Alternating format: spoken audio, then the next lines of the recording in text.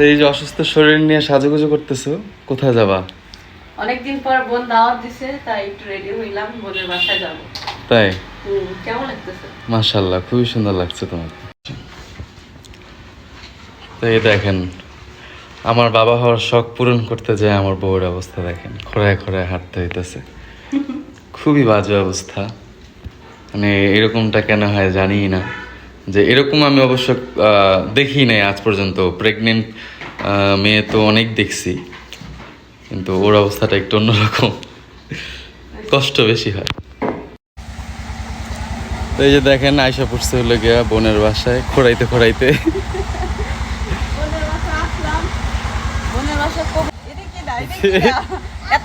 এত পরিমাণ গরম, আমার মেয়ে এক পোশাকে আছে, এই জন্য দেখানো যাবে না।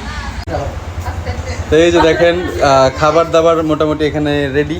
এই যে সব খাবার নিয়েছে। বোনের বাসায় আসলাম, খাবার দাবার আনতেছি, এখন বসে খাবো আমরা। এই দেখেন এখানে খাবারটা আমি বিছিয়ে দিছি। প্লেটটা এমন একটা প্লেট বিছানো হয়েছে, এই প্রথম আমার জন্য হলো আমার সবই, মানে যা যা রান্না হয়েছে সব কিছু দিছি। সন্ধ্যাবেলা আমার বোন হলো আমার জন্য চাপটি বানাবে। এটা হলো আমার সন্ধ্যার খাবার, এটা হলো আমার জন্য আয়োজন করতে। এর অনেক আগে আমি বলছিলাম, তো আজকে আমার বোন আমাকে খাওয়ালো।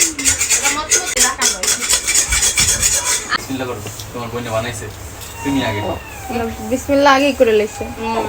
তোমার ওই যে না বড় বড় বোন বানাচ্ছে, তুমি খাও।